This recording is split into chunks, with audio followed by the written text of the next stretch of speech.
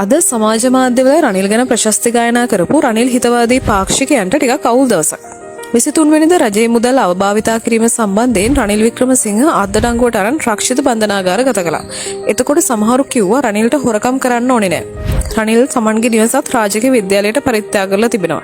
රනිල් පාර්ලිමේන්තු මන්ත්‍රීවරයෙක් ලෙස කවදාවත් වැටුප් ගත්තේ නෑ. රනිල් ජනාධිපති පෙන්ෂන් එක ගත්තේ නෑ. ඒ වගේම පාර්ලිමේන්තු විශ්‍රාම වැටුප ගත්තේ නෑ.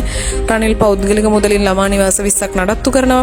තව යතර වජිර කිව්ව වැලිකඩ බන්ධනාගාර මූලස්ථානයේ පිහිටි ඉඩම පරිත්‍යාග කරලා තියෙන රනිල්ගේ මිත්තණිය කියලා මේ තරම් මුදලක් රටට ඉතුරු කරපු මිනිස්සෙකුට හොරකම් කරන්න ඕනේද වගේ කතා ගොඩක් කිව්වා. හැබැයි දැන් පාර්ලිමේන්තුවෙන් ලබාගත් තොරතුරු වලට අනුව ඔප්පෙලා තියෙනවා රනිල් මන්ත්‍රී විශ්‍රාම වැටුප විතරක් නෙමෙයි ජනාධිපති විශ්‍රාම වැටුප යන දෙකම අරගෙන තිනවා කියලා. ඒ වගේම රාජකීය විද්‍යාලයට නිවසක් දෙනවා නම් මේ දෙන්න පුළුවන් ක්‍රම දෙකකට. එකක් තෑගි ඔප්පුවක්. තෑගි ඔප්පුවකින් දුන්නා නම් ජීවිත භුක්ති බලයට යටත්ව දීමක් සිදු කරන්න පුළුවන්.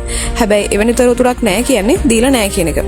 වැලිකඩ බන්ධනාගාරයේ තිබෙන ඉඩම රනිල්ගේ මිත්තණියගේ කිව්වනේ ඒකත් බොරුවක්. මොනවා හරි බොරුවක් කියලා නිවුස් එක සමාජයට දානවා. පස්සේ ඉතින් අන්ධ බැතිමත්තු ටික කරේ තියාගෙන සමාජ මතයක් හදනවා. ඇත්තටම රනිල් කියන්නේ මෙච්චර කාලයක් ජනතා මුදලින් නඩත්තුන ප්‍රභූ කියලා ලේබල් එකක් දාගෙන ජීවත් වුණ කෙනෙක්.